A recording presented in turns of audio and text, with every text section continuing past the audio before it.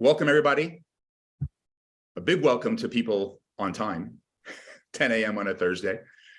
Hope everybody's getting ready for the 5 degrees over the next few days. We're gonna just wait 2 or 3 minutes here. 4 minutes. I hate punishing the people that are on time, but we almost have to wait for 3-4 minutes to let people fill in. So I do apologize to those. Maybe anybody has a good joke or two to warm up the crowd. Have a cup of coffee. You know, I'm off caffeine. I told you 3 weeks. Tell us. Well, I'm not talking about you, Eric. I'm talking about the people, Eric. It's not all about you, Eric. It's about the people. It's about the people. No caffeine. Off the caffeine. Okay. No dairy too, right? Shh, don't tell anybody. Oops. I've got. Sorry. I know everybody coming on wants to know that I'm no meat, no dairy, no caffeine, no alcohol, no sugar. Agua fria. Well, agua fria. And people that know me are like, how is he surviving? And I'm like, I have twice. Never believed it. You know, when you meet people that eat really healthy, you're like, and they go, I have twice as much energy. Yeah. And I'm like, you can't possibly have twice as much energy. You have twice as much energy. It's remarkable. Not that I need more. So I hope people are not scared. And you got the shiny hair. You know, it goes right to your hair. So I could say jokes like that, by the way. Can I just tell you, just for this session today, I purposely didn't shave so people could see me. Right? It's good light, though. I have the white. My wife is like, "Are you shaving today?" So I have the white wall behind me, right? And it's like I'm already a ghost. Anyway, thank you for being on time, everybody. 3 amazing guests today. For those of you that know me a little bit, it's going to be very rapid fire. Super committed in the next hour to you walking away with a minimum a handful of things on a variety of topics that you could begin implementing into your business today. That means you spent a worthwhile hour with us. Sure, it'll be fun and entertaining, hopefully, but at minimum, a handful of things that you could begin implementing today. That is simply our goal. What do you want to give this to, Noah? 10:05? Let's get going right now. You want to get going? I don't like penalizing people for showing up late. I agree. Right in. So then let's just get it out of the way. Let's do our 30 to 60 second intros. Everybody should know you, Noah, but let's go. Okay, I am Noah Rosenblatt, founder and CEO of UrbanDigs, co-founder with John Walkup, and we are a market intelligence and insights company. And our goal is to be a trusted, neutral, independent source of market intelligence for the professional real estate community. Can I add on to that, though? Because there's a reason we're going to continue to do a lot of events like this. Sure. Because Noah, who I've known for 15 plus years, cares immensely about real estate professionals and is launching a whole additional content curriculum around this. Yes, we're going not just education. Data. Yep, live events, live classes, a big push. So this is just a tiny, tiny precursor of so much to come. Yeah. Awesome. Bree. Yes.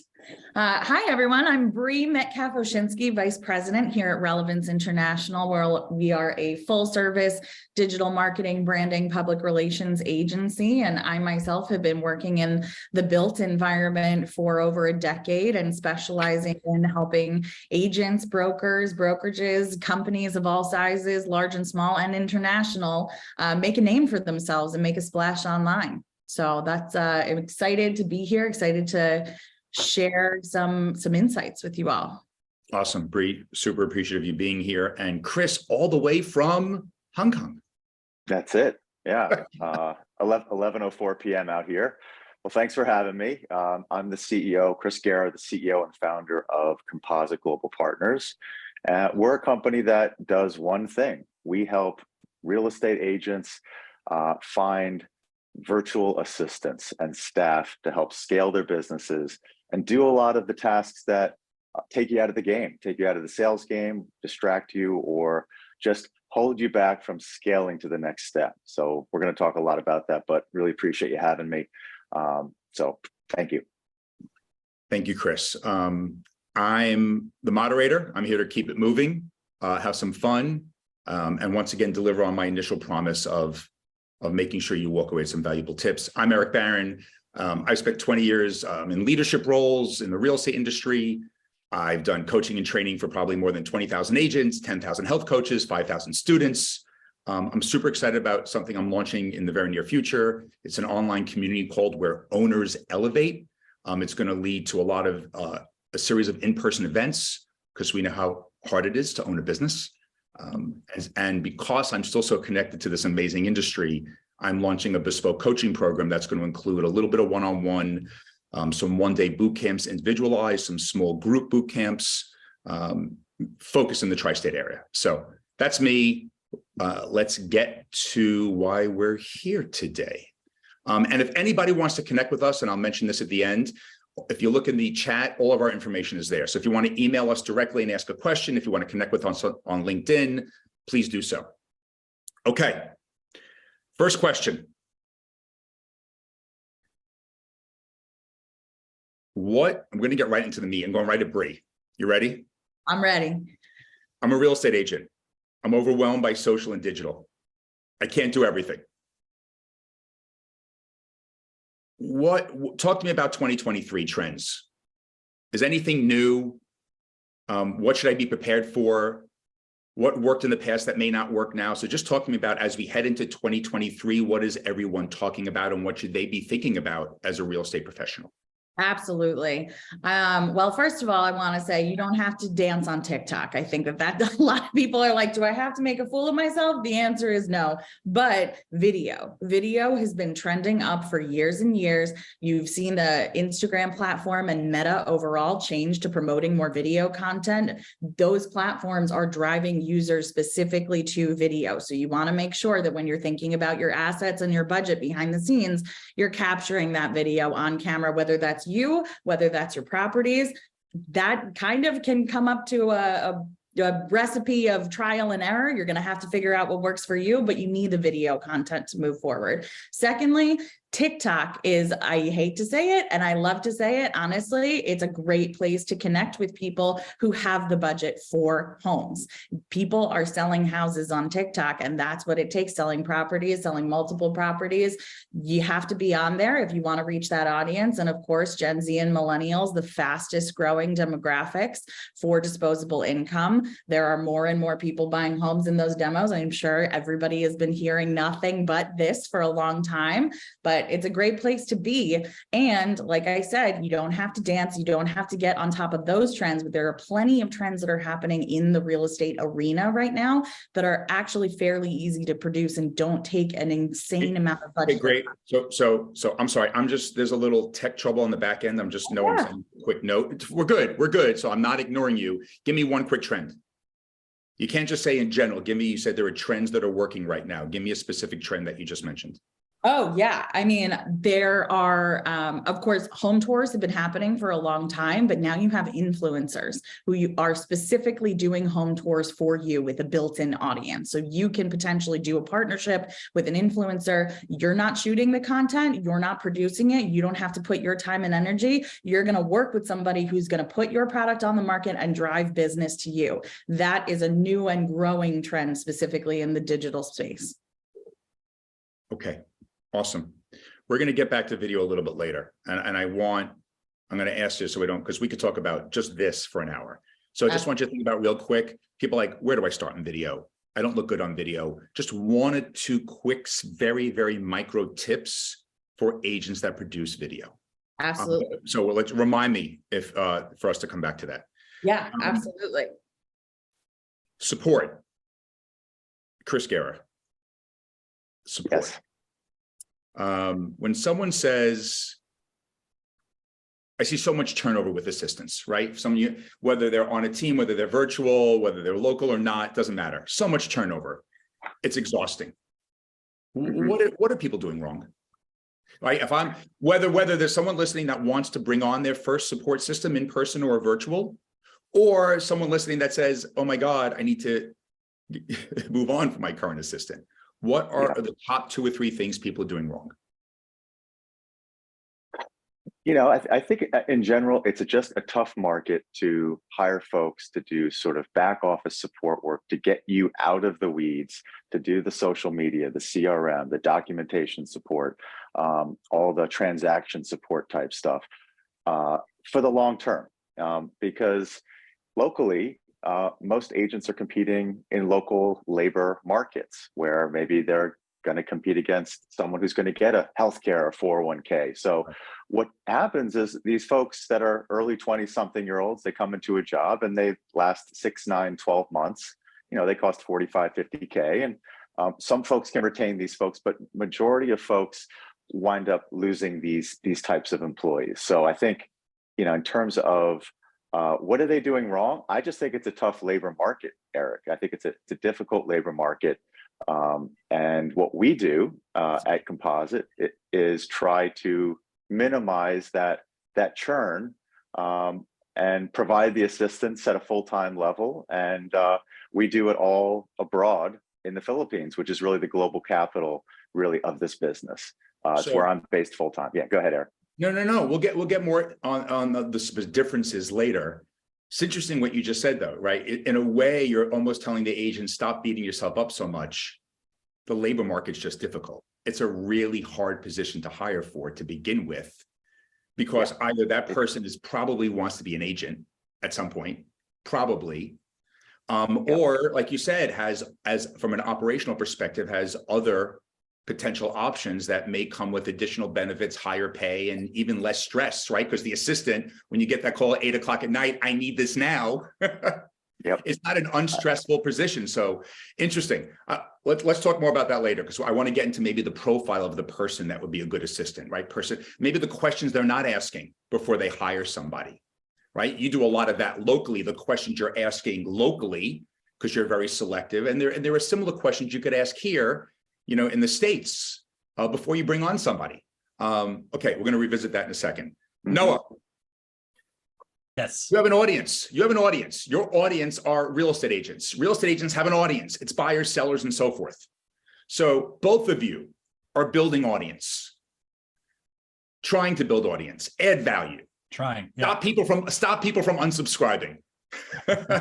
No, but people don't know that. I mean, you want to every time I blast something, you get those unsubscribes. Yeah. So talk to me about what you've done. You've done this 15 plus years. What are the handful, top 2 or 3 things you've done to better engage your audience? Like, what are the mistakes you've made? What are the biggest adjustments you've made? Because I think there's going to be a lot of similarities here. Yeah. Well, first off, you have to think of this as building a machine. Number one, you have to change your mindset. You're really building a machine that is going to be operating on a consistent basis for years. And if you don't think of it that way, you're going to look for instant gratification. And when you don't see the instant gratification, you're going to quit. So you got to get out of that. Format. You know, it's wait, could I stop you for 10 seconds? I just want to make sure I heard you properly. Yeah. So this is not, a lot of mistakes people are making is because, like, I just need to send something, a monthly newsletter, quarterly report. Let me just get it out there. I haven't talked to my audience in a while. And it's that freneticism, like I just showed. And you're basically saying, miss a quarter, don't be frenetic, and put together a 12-month, 24-month plan of engagement. Yeah, build a machine. Think of a format. That caters to what you are very good in, what you're knowledgeable in. For me, it's data, right? And you come up with this format that is simple. You know, they have that KISS, right? Keep it simple, stupid is the design. I'm not calling you stupid. That's just how they call it, because we have this need to make things chaotic and crazy and change it. We want to change it all around every month. What am I going to do this month? What am I going to do next month? That's a lot of wasted time and brain power, and a lot of pressure on you to come up with you should come up with one format that meets the needs of your target audience, which you're going to have to find out. We can talk about that later, right? And you know, you create this thing that has an anchoring element. Someone's being anchored to it. Like for us, we do the weekly reports, right? And what's the format of that? We start with the chart room, we go to the weeklies, and then we do a chart du jour. And it's the same thing every single time. And the only thing that changes is the chart at the end. Agents don't have to think much about it. They relate to it. Yeah. Anchoring, right? So it's almost like, what's the one thing your audience looks forward to in receiving your newsletter? And all the other stuff is second. Yeah. And I got to tell you, we look at we look at this as a funnel. All right. And again, a few years ago, we came up with the mindset, we got to build a machine here, and it's going to take years. And the goal of the machine is a big funnel. And at the end of the day, you want to funnel in all these different types of young agents, producing agents, buyers, sellers, whoever is going to be interested in this funnel to go into UrbanDigs, where we could then go and try to convert. The funnel for real estate agents is going to be ultimately to transact for buyers and sellers, renters and investors. Is there one specific piece of advice? Is it, because I heard a couple of things, right? You got to know who you're speaking to. You got to know your audience. And we could talk about more what that means. Is there one big adjustment you've made that comes to mind, or not really? I started doing interactive classes. I started doing every Tuesday and Wednesday at 11 o'clock. I do a 30-minute class, and I talk about all of the things that agents tell me from those reports. So I send the reports out, I get questions coming back, and then I have this method of engaging. Look, data is a numbers business. Real estate's a people business. So I need a way not just to put out a video and say, forget it, but I need a way for those people that are interested to talk to me and interact and engage and explain my side of the story and hear their side of the story. And how can we solve this problem? It's like the version, once again, on my hand, mine's going in 9 different directions of, sorry. No, seriously, of the first time home buying seminars that agents do. It's almost like an agent should set it and forget it. And who cares if 30 people come or 5 people come? You should have the first Tuesday of every month, right? A meet and greet, and maybe the real estate agent brings on a guest and you interview that guest, and the guest will also drive traffic. And then you will also, by bringing on different guests based upon who registers, that will also tell you what your audience wants to hear. When you have the attorney on and there's legal questions and there's 60 people, but you bring the mortgage person on and there's 4 people, you're like, I got to get more legal stuff in my newsletter. Oh, that's so and that's a discovery process that you're going to have to ultimately go through and really act on. I would also say, just to add to that, I mean, Noah, everything you're talking about is partially establishing the brand. And part of what you're doing at this level is you want to be known as dependable. You want to be known as the expert that people turn to for that information. There's so much education involved in that to create, I mean, that keyword really is engagement, but that all stems from larger planning and establishing yourself as a brand, which really comes from that regular and I mean, really predictable in some ways, but changing it up, seeing what works, and making sure that you're continuing to engage in new and dependable ways that people will look to because they know you're.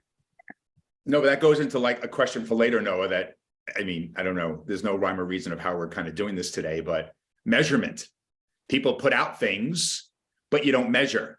And frankly, all 3 of you could almost have a comment on what measurement means. How do I know my assistant's doing a good job, right? Because don't forget, they're going to want feedback. You know, a lot of assistants, you know, leave for many reasons, and they go, I get no feedback from my leader. I want to be able to grow. And same thing, right? Feedback, measuring. I'm putting out a post. That's great. I have 10,000 followers. I put out a video. 3 people like it. That's, who cares if you have 10,000 followers? So can we talk, let's talk quickly, you know, Bree, I'm going in the same circle about measurement, because agents do all these things because they feel they have to. Is it a way, but they're also strapped for time. So when I talk to agents, I always say, what's the highest and best use of your time, right? What's your biggest ROI? Input, output. And it's not always easy to measure, right? Not. So talk to me, you know, and you do a lot of that at Relevance, some of the specific ways an agent can measure social, other things as it relates to your field. I mean, in honesty, you're going to have to be willing to fail. You're going to be willing to have to throw spaghetti at the wall and see what sticks. That's the discovery phase. You have to be willing to do that and figure it out as you go. And what you're really looking for, of course, you get all of these analytics, right? But you might have one person measuring your website. You might have one person doing the SEO or the SEM. You might have one person who's measuring your response rate or your open rate for your newsletter. You need that connectivity. You need to make sure that your teams are talking talking to each other. And on social media, sometimes it's easier to measure paid campaigns versus organic campaigns. You're going to get a different data set if you're willing to make the investment in a paid ad campaign, because the analytics that you're going to get from Google, from Meta, from any of these platforms is going to tell you where people are, how old they are, how long they've looked at your ads specifically, and video ads. So you're going to get a lot more measurable information if you're in a position to make an investment up front. Do you have to do that? No. If you do organic social media, what you need to be looking at is how many views are you getting? How many engagements are you getting? Comments, likes, whatever it is. What is the ratio? Or do you have 20% of the people who are watching your content actually engaging with it? Because once they take the step to like something, to follow you, to actually interact with that content, you are 5 steps closer to closing a deal. You need to create that ratio. So tell me, what's a good ratio? Really depends on your audience and your audience size, right? I'm sorry. I gotta force you to give me a number. It's fair. I think that you should be Give me a big range. I don't care. Give me a big range. I mean, minimum, you're looking for 20%, right? 20% of users that are looking at your content should be engaging. I mean, that's success, right? That's minimum success. So I want to make sure I understood. Not your followers, the views.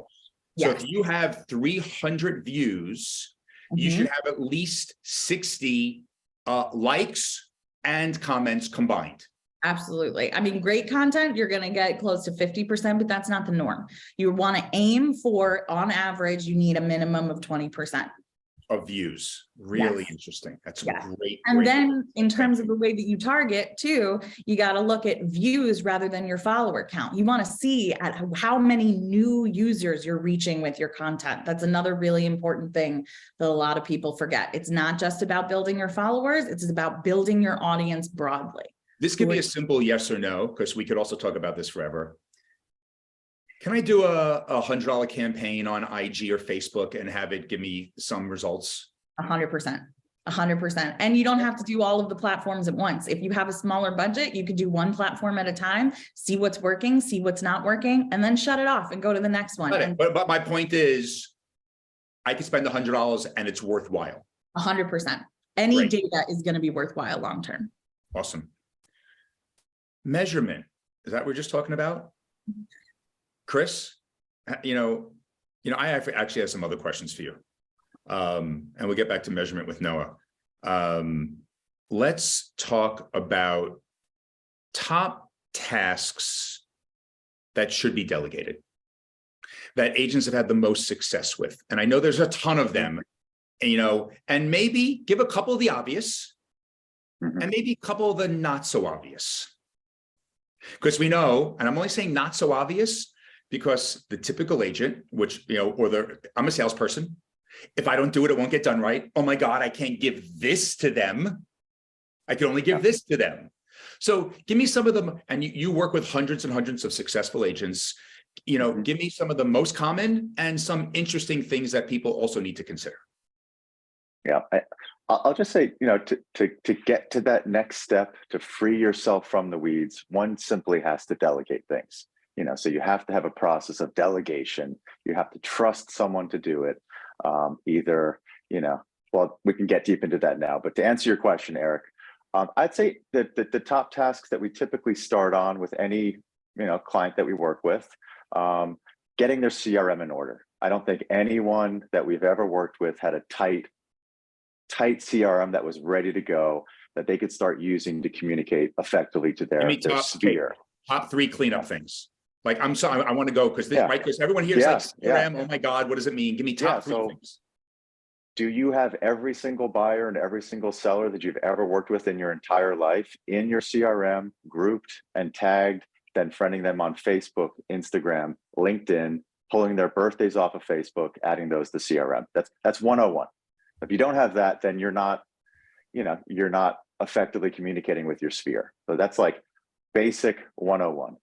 Right. And there's a little nuance there, what you said. It's not just in the CRM, friending them on Facebook and LinkedIn, being part of their community. So what's happening in their life, little things.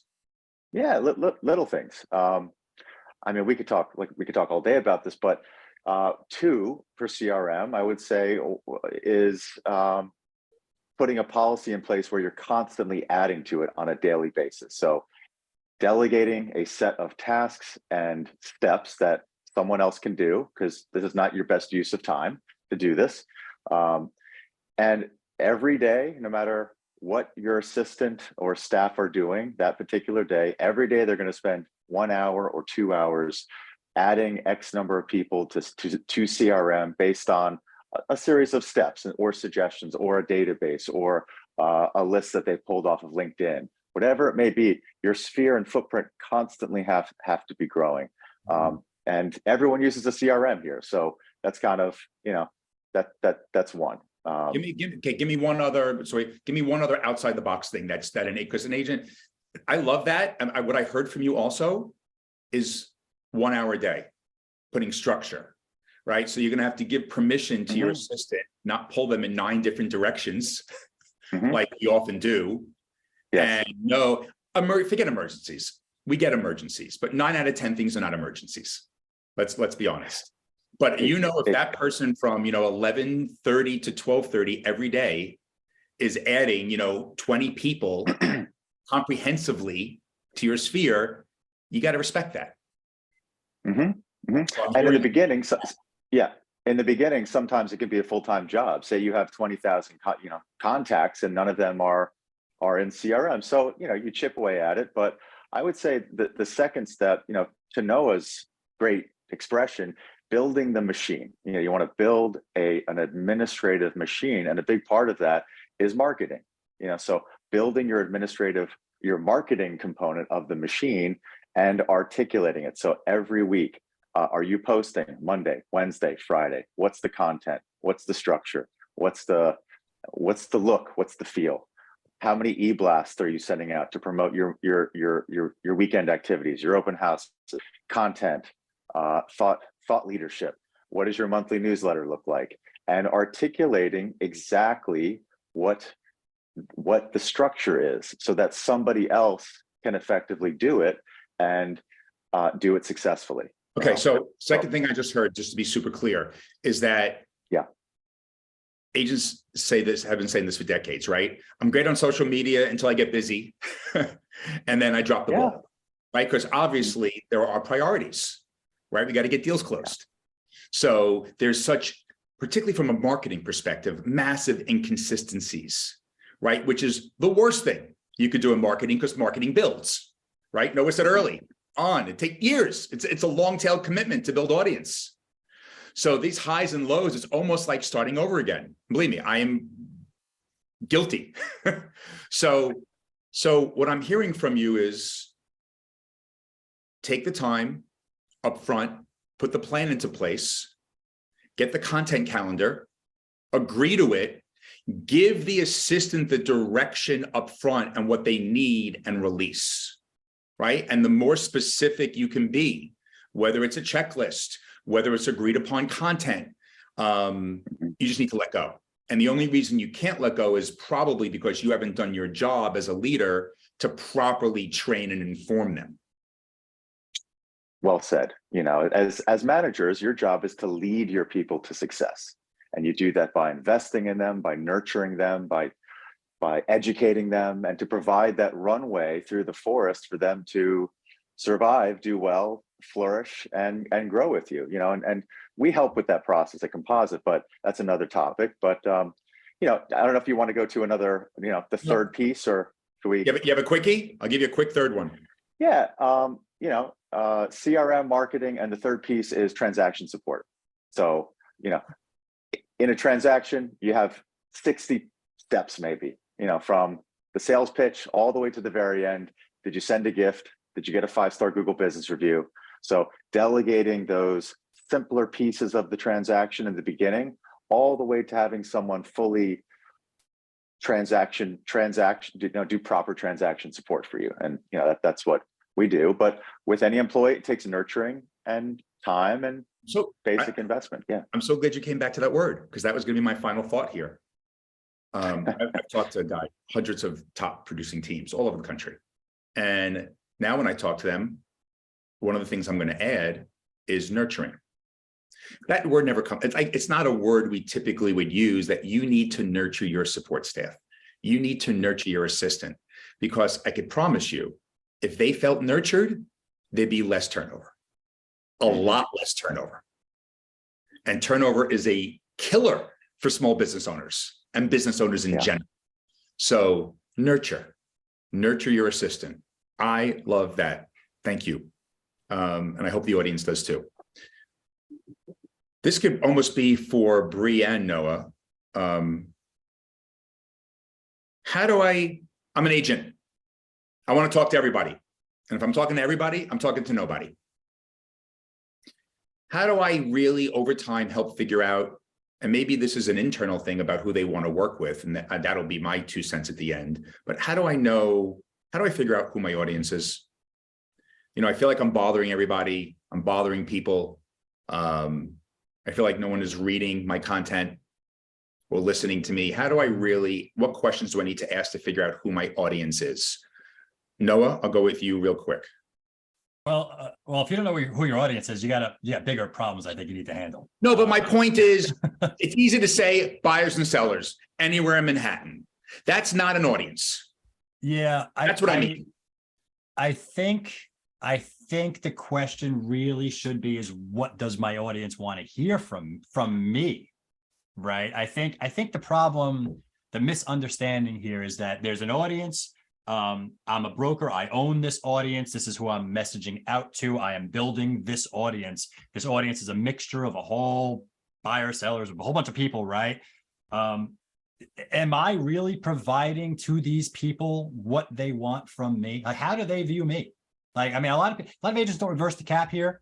You know, like if you're an agent and you do have buyers and sellers, and it's as simple as that, and you're sending out content on new restaurant openings and your open houses, and you're sending your open houses and the new restaurant in Chelsea, right, to a list of 1,000 people on your network, and you're not getting any engagement, maybe that's not what they want to hear from you, right? I mean, let's just be honest with you. This is what I'm saying. I mean, you should be surveying your people. You should be talking to your audience. You should be saying, listen, what is it that I could be providing to you that would help, you know, the fact that you're going to be potentially using me to service you in this transaction. I'm supposed to be a market expert.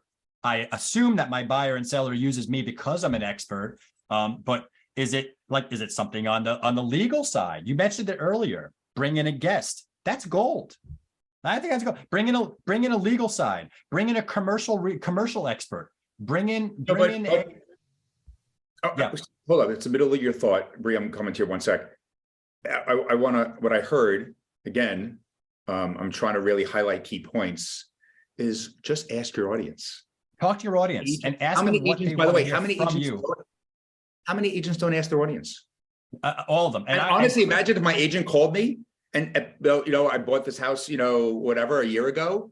And they said, hey, Eric, I see you're getting my newsletter. I don't want to waste your time. You get so much information, right? I mean, you own an asset, right? I'm sure you track your stock portfolio. What can I provide to you? What do you want? You want neighborhood stuff? You want restaurant stuff? You want data? You're going to be enlightened. You're going to be enlightened by what they say. And you could talk to Chris.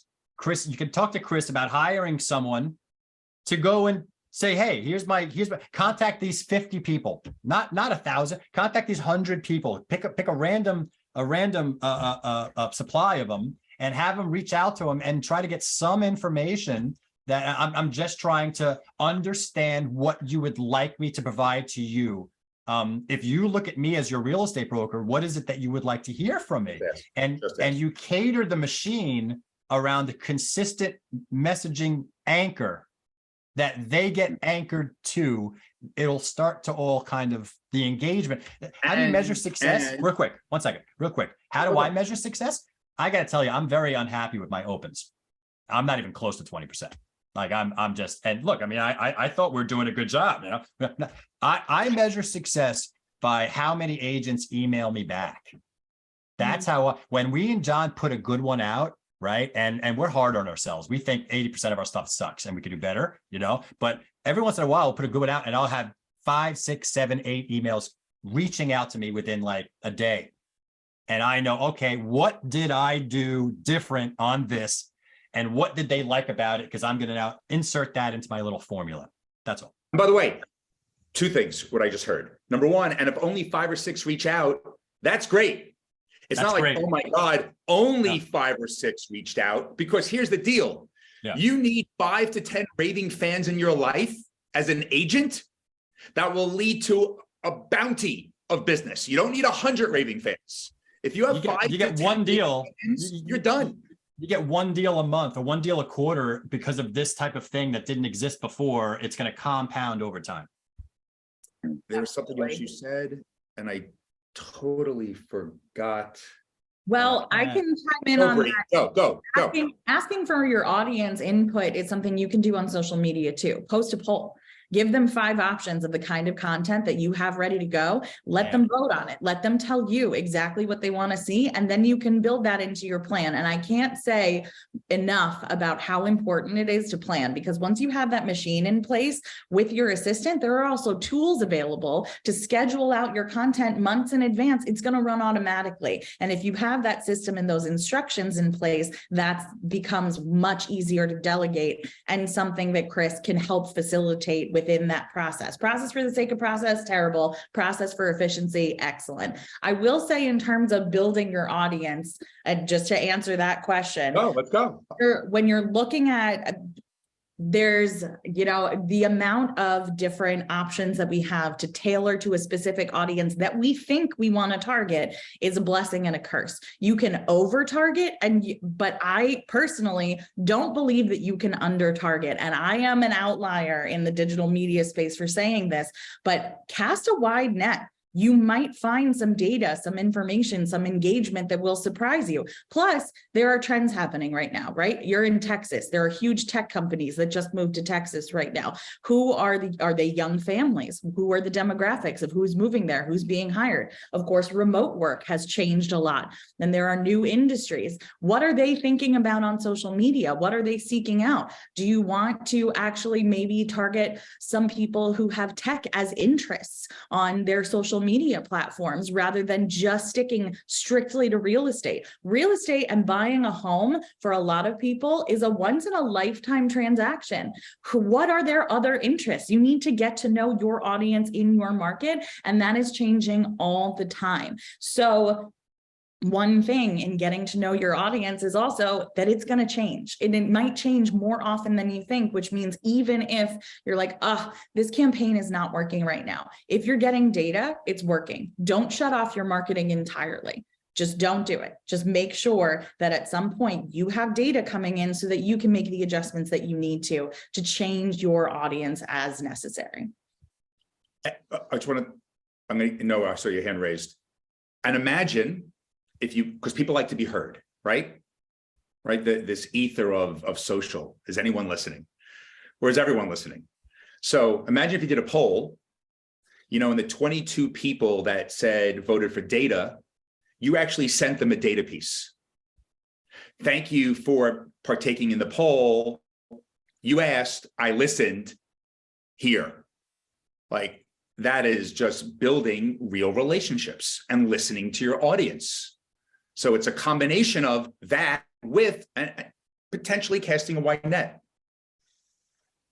Which doesn't Eric, mean you have to have a large budget. Sorry, just to say that you can cast a wide net without having a giant budget to do it. It just depends, just to throw that in there. No, what were you going to say?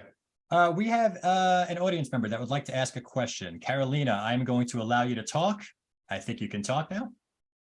How come you could see that? I'm up here. Can the audience see our chat? Do you know if the audience can see our chat or no? I don't know. But okay, Carolina, please, question. If she's still here. Sorry, the question came to me at a moment, and it was in the middle of the conversation, and I completely forgot it as I kept listening. So I'm sorry, but No if problem, I think of it Carolina. again, I'll raise my hand again. Raise your hand, totally. And if you have access, you could even put it in the chat. Yeah, I don't know if the chat's working. There's a Q&A. If anyone has any questions, you can also raise your hand. Now that we see what's happening here, I will let Eric know, and we can answer questions. The last 20 minutes. Yeah, 100%. Raise your hand. We have like 20 minutes-ish, so it's going to be a lot of rapid fire here. But if you have questions, please raise your hand. We'll do our best to get to you. Did you have a question, or was that me stopping before? No, did you stop me because? No, I just wanted to give Carolina a chance to ask her question. Okay. Were you done, Bree? Yes, there was also a question in the chat though that what is kind of related to what we're talking about too, right? Which is from Carla Tan saying, you know, we're talking about having teams of people. Also, that's just my lingo. Frankly, I talk about, you know, the group as a team all the time. Doesn't mean you need 5 people to execute any kind of campaign for anything that we're talking about.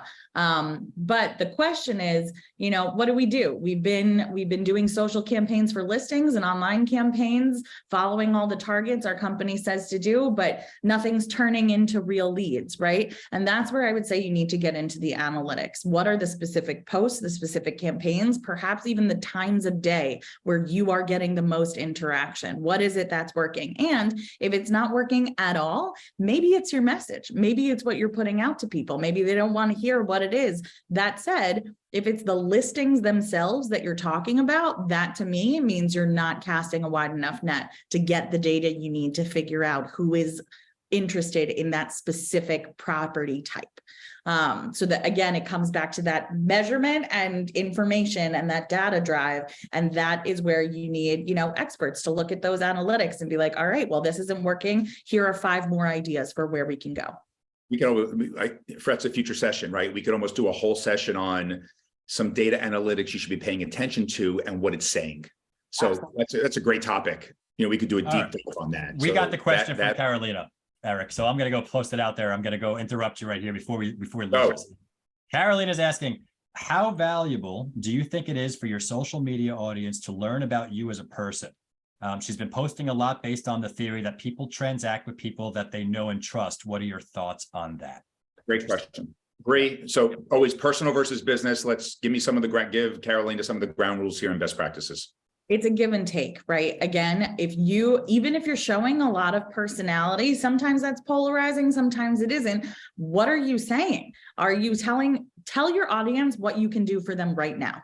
What can you do right now? Or what is a mistake that they're making that they need to correct immediately? Establishing yourself as an expert has a lot to do, again, with that education. You have to think of yourself as a teacher in the industry overall or in your market. Get more specific. Are you in a specific area where rents are going crazy right now and you're doing rentals? Or, you know, there's a new announcement on mortgage rates that you really need to, this is something that buyers need to know right now, or sellers need to know about these closing costs, or like how to get the best deal for you in this current market. Keep it current, keep it up to date, and make it user focused. It has to be, what can they take out of this immediately where they're going to be like, oh, I learned it from you. But put the icing on the cake here, personal. Yeah. My kids, my vacation. There's a delicate balance. I will say it's a digital world that we're living in, but specifically the real estate industry is always driven by people and personalities. This is a people industry. However, if you're posting about, you know, this beautiful fun vacation that you just took that has no added value for your audience, you know, you can talk about your own home buying experience. You can talk about the things that you've learned in the last year that surprised you about some of your latest deals or transactions, or, you know, or this feature of a home is getting sellers a better final price. That being said, because I've said this before, that I want to make sure tell me if you think I'm crazy. Mm-hmm. If I love wine and I know a lot of my audience loves wine, there's no reason I shouldn't be posting a personal experience going, hey guys, I'm at Dan's Upper East Side, whatever. They have this amazing cab by the glass. You have to get over here. That's personal. Eric, I did my college thesis on this. All right, my college thesis. But let me. Okay, we're going to get to it in 10 seconds. Let Bree finish. I think Noah and I are going to say the same thing. There's all right. Go ahead, Noah. Let me say something. Okay, what you're referring to is the false consensus effect. It's a psychological. All of us do. Every one of us thinks that everyone likes what we like. It's called the false consensus effect. It's a proven thing. It exists. I did my whole thesis on it because my family is bedridden with it. It's just crazy. I got a false consensus effect disease in my household, right? It's crazy. So in my humble opinion, I know there's not a lot of people, I would separate it. Breanna said something very important. She said, you're trying to become an image of an expert. Like you're trying to have an image you're trying to become an image of an advisor. You're trying to tell buyers now's a good time to buy. You're trying to tell sellers now's a good time to sell, and do it in a non-brokery, non-transactional way. If you start mixing all that personal and you do cross that line, right? Number one, you're going to start losing your audience, because the false consensus thing is going to ultimately alienate a part of your audience that does not think the way you think. Right. That's number one. And number two, you're stunting the development of the image as an advisor, which takes years to do. I would add to that. I think there's a time and a place. You should have a person, that is influencer behavior, right? This is my lifestyle. You want to emulate me. You want to be like me. If that's the case, have a personality profile, have a personal profile where that's what you're doing. You may invite people to connect with you on that profile who are people who you've interacted with already. Maybe you become friends with some of your buyers or sellers. You want to keep that up. Have a separate profile for that kind of personal thing. However, I will also say, maybe there's a social occasion where, the firm is getting together or your team is getting together. You're doing some team building, or you're talking, or, you're having some fun. People trust an environment and a team where there is that kind of genuine connection. I would say that is professional, right? If there is some kind of personal content where you're saying, I love working with this team and here's why. This is why this team is different from they're a husband and wife team. Exactly. And it could be genuine that connection is something that is new and different that will set you apart. But I think that there's a confusion in this influencer space right now that everything is relevant. And I think that's dangerous. However, put some personality into your content, talking about the topic and what you can do for people. That's excellent. You want to drink a glass of wine while you're telling people that now's a good time to buy and here's why. Excellent. And introduce it with a bottle of wine. Maybe you have a segment where we're pairing this with this week's top trends. That works. I agree with Noah, but I think his thesis is not foolproof. Because once again, if you happen to know your audience and you're sending out a newsletter, I'm going to just give my 30 seconds on this because I completely disagree that it should be completely separate. Completely disagree. I think it should be mostly business, to be quite frank. But if you really are tracking things in your newsletter, and I'm just making this up, and say you're a big dog person and your doggy corner is getting a ton of engagement on your newsletter, and you're like, wow, my audience really likes my doggy content. They're not clicking on my data from UrbanDigs. Yeah, no, what? Let me be clear. That line is very important, right? So, I was really talking about crossing that line, and totally. When you start I also agree. I like wine. Everybody likes wine. That is, totally. I agree with you 100%. But know your audience so you can say, "Hi, I'm with a dog trainer today, so and so in this dog park." People love that shit because they're already telling you they like it. We have an audience member that would like to ask a question. Good, Brian Morgan. I believe you are allowed to unmute yourself. I know Brian Morgan. I wasn't going to ask a question. I was just going to say something. Go for it. I usually agree with Noah, but hey, what's up, Eric? But in this case, I do agree with Eric.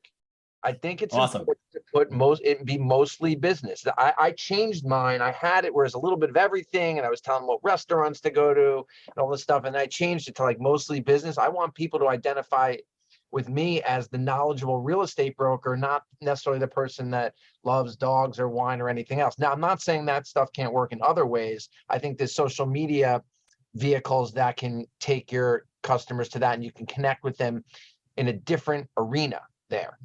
But I think for the newsletter specifically, I think they identify they're at work, they're thinking about business, and when I send that newsletter out, I want to be like, wow, this guy's presenting me a lot of great real estate content. Oh, so the social media mixes the personal in, but the newsletter is mostly business kind of a thing. That's keep the personal out of the newsletter. I didn't do a thesis either, but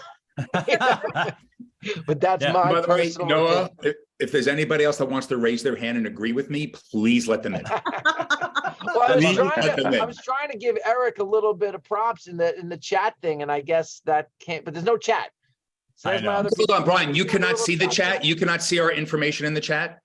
I can see when I go to chat, it's saying it just Disabled or comes up something. with the question. So and it says the chat Got it. itself was disabled. Thank you, Brian. We'll give you our information at the end. Noah, if he could somehow, if John figure can it out. somehow fix it, Yeah. let me know. Okay. Right. Thank you, Brian. We have 10 minutes. We got to do Thank you, rapid Brian. fire. Like, so rapid fire answers, please. Chris, Mhm. you spend a lot of time hiring the right people, right? I've heard you say we put 15 people through an intensive training over 2 or 3 weeks, and we're left with 8. You have very high standards. You test, you ask questions. So anybody looking to hire an assistant, okay, hiring, right, is an HR. I mean, it's hard enough if you're an HR professional. Couple of questions agents should be asking before they hire somebody. And it could be the same thing they may ask you, but you do a lot of that filtering for them already. I get it. But if an agent is hiring someone locally, what are the couple of questions they should be asking before they hire this person? And maybe similar to what you already asked. Well, if it's a local hire, it's the typical things. If it's you recruiting this person, but that's a difficulty because most agents aren't recruiters, and maybe they're also not professional trainers. But if it's a local hire, education background, what they want to do, in the next 3 to 5 years. So, but hold on, let's back up though. You have very specific questions that you ask your people before you bring them into the program. Like, what are the questions you ask your people? Well, when we recruit, so 100% of our staff is based in the Philippines. So it's a slightly different process in another country. So we look at education, all college degrees. We look at relevant experience in this outsourced world that we work in. It's midnight right now. We work odd hours. So getting someone that's grooved into that world of outsourcing. And mind you, this is the largest industry in the Philippines. So massive, massive space. So education, work experience, do they have support experience? Do they have chat? Do they have marketing? Do they have some sort of support-based history on their resume? But the main thing really, I would say the last piece is, the main thing is anyone can have a nice resume. Anyone can talk nicely in an interview. The main thing, it's like saying, I'm a great athlete on paper, great, but how do you do on the field? Our field is essentially the training course that we put folks through. So it's a 2-week, very intensive, 80 hours course that does 2 things: identifies talent and is a litmus test for the folks that we want to allocate to our real estate clients that want to hire the right person. It's very difficult. It's a final exam, and we make it purposefully tough. And so we have there's a 2 very things. good Hold on. rate. Go ahead. There's 2 very specific. I'm only doing this because we have 7 minutes left. But Chris, you had please. 2 very amazing pieces of information. Number 1, stop trying to put a salesperson in an operational person role. Right? Yes. Let me grab this salesperson, be my assistant. So stop that, number 1. And because you need the mentality of, have you done tasks like this before, right? Have you been inside before? This is not an inside sales position, but this is an inside operational support role.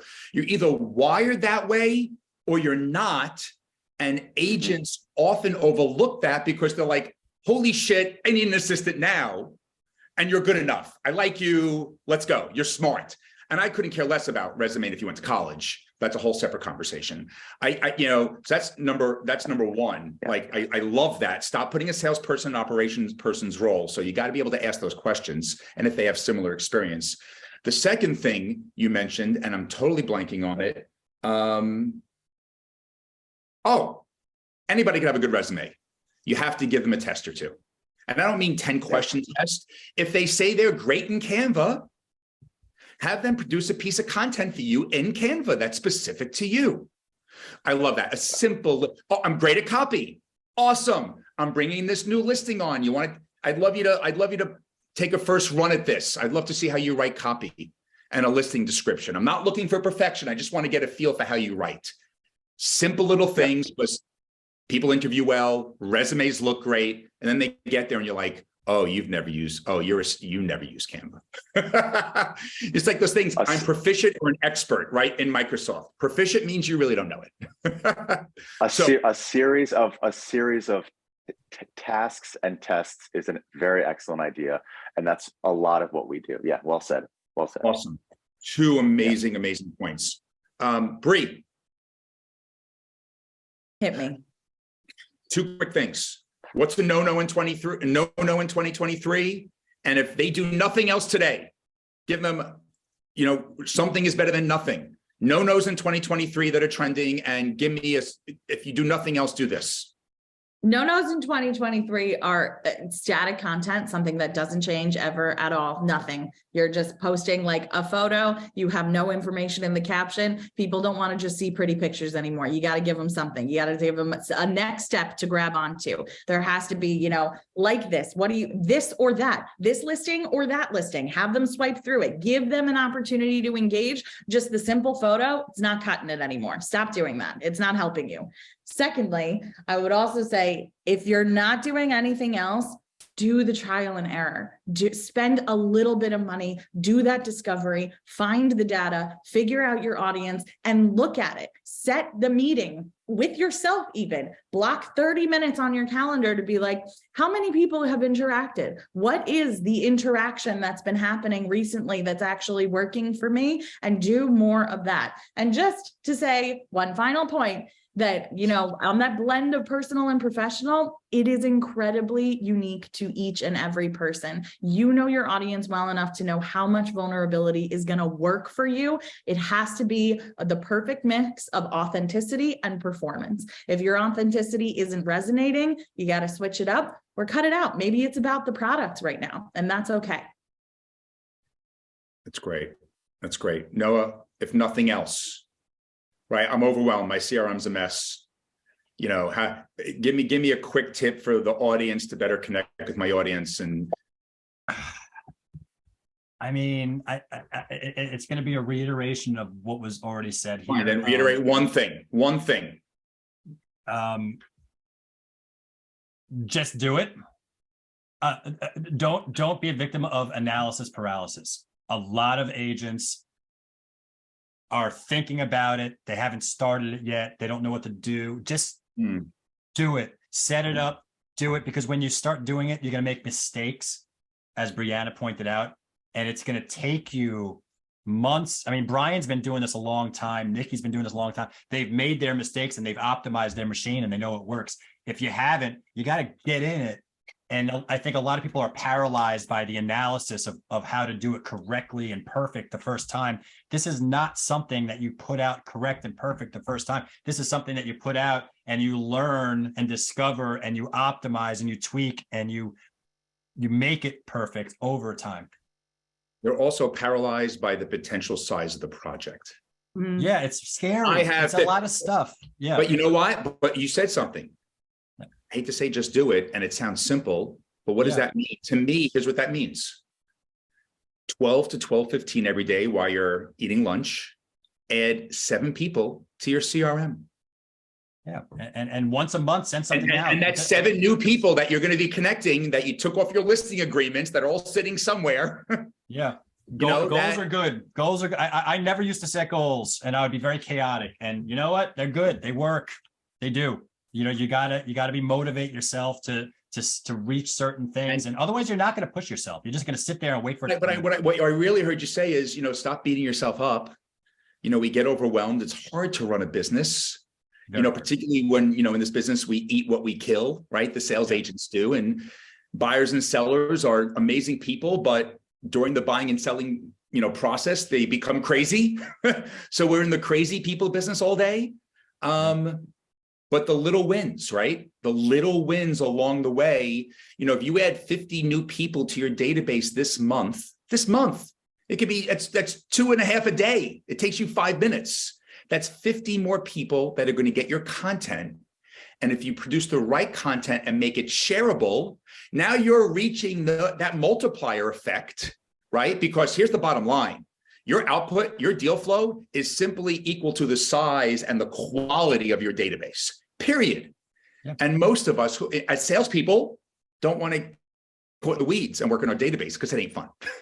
Right. So, but just imagine the small wins and taking those 50 and multiplying it. You know, they do one share to their 3,000 LinkedIn people. Yep. That's how it works. You have two questions here. Real quick by people. These are audience members. What is the panel's thoughts on AI and real estate tasks? Woo. Maybe a Chris thing. Oh, okay. Can you just tell me, can people see the chat? It's not a chat. It's a Q&A. It is a Q&A. They type a Q&A. We can all see it. It says, what's the panel's thoughts on AI and real estate tasks? That's number one.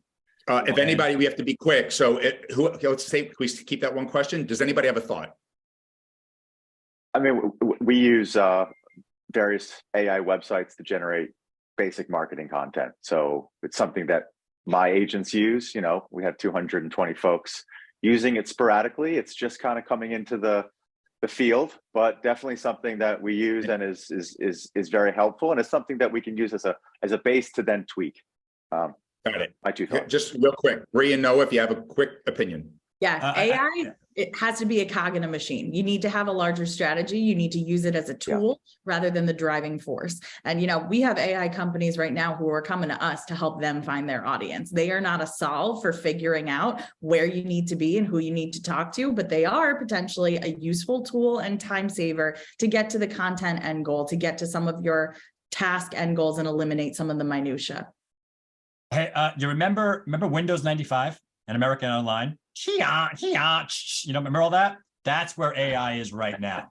AI is in the early stages of what eventually is going to become very interesting, and the depth of what the tasks that can provide for real estate. I mean, we don't even know what can happen in terms of AI. And to me, it's the bottom line, right? Sometimes the hardest thing is to start a fire, right? And then what, you know, so if you could just plug in something and it gets your juices flowing and put you in the right direction, then that's how I would use it today.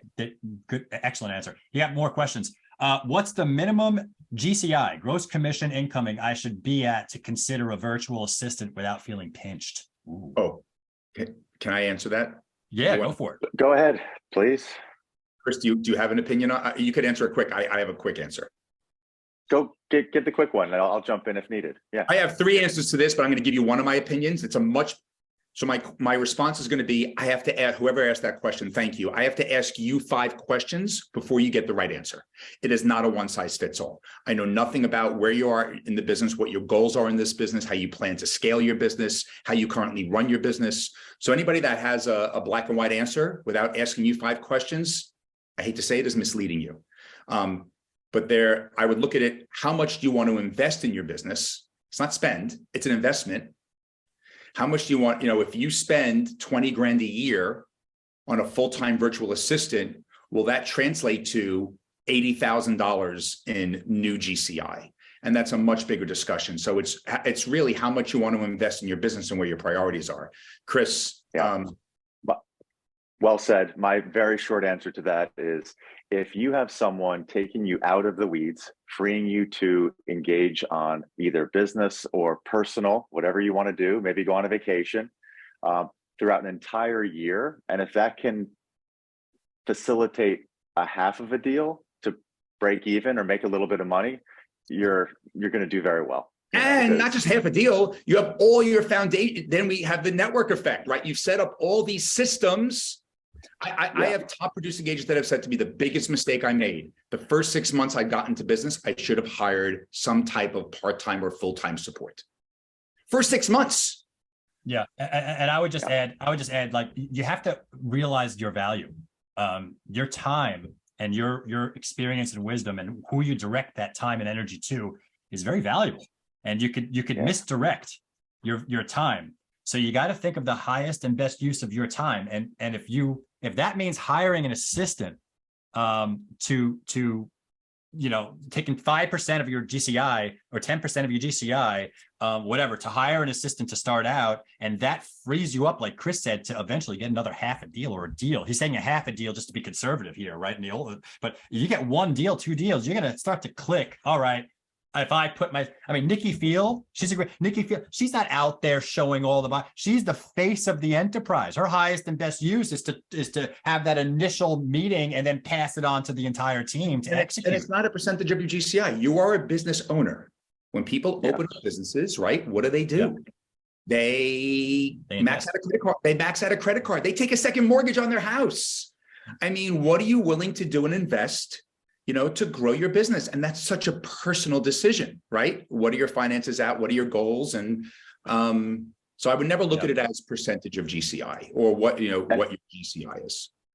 And just last final quick point, Noah, you absolutely nailed it. The global rate for administrative work, for doing CRM, tasks, social media type work, $10, $11 an hour. So your rate presumably is a lot higher than that. If you are spending hours upon hours each week doing these sorts of things, which everyone is, because you have to do them to get to the next, even to maintain your business, you have to do them. Yeah. That's an opportunity cost. Agent, you are worth more than you think. A lot of agents undervalue their time. 100,000%. Yes. More. Yeah. There's one more question here. Oh yeah.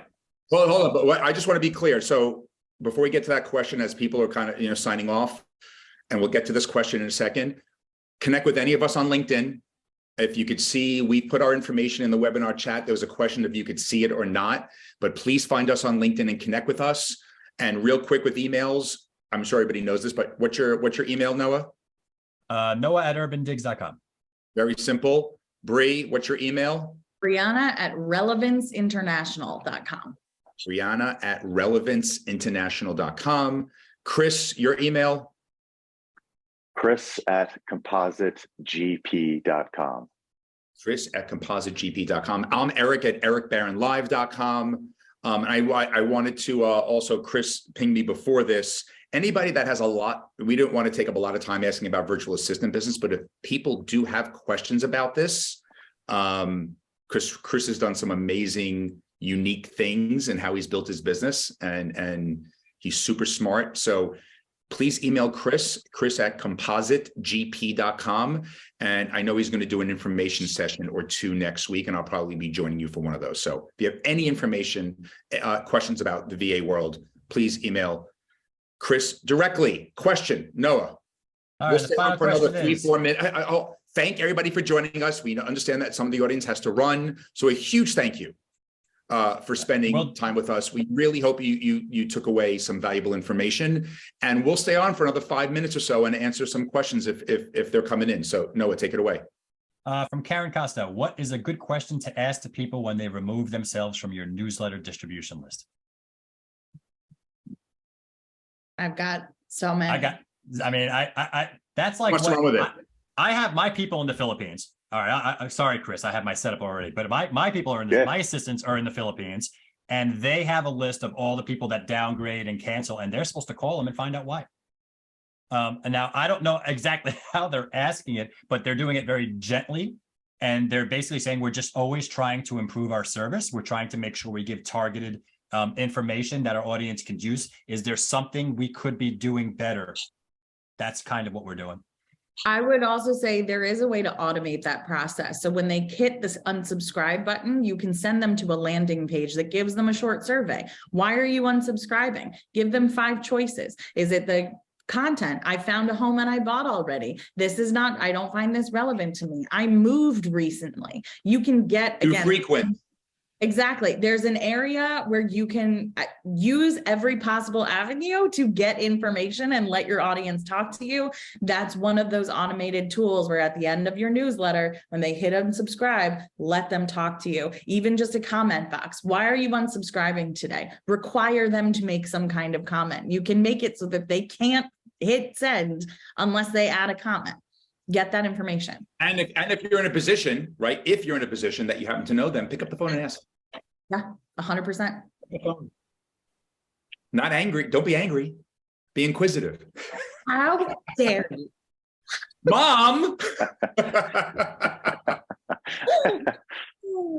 Any other questions, or we That's good? it. We good. Awesome. Appreciate everyone joining us. Does anybody else have a plug? Since we'll take 30 seconds. Do you have anything to plug, Noah? No, all good here.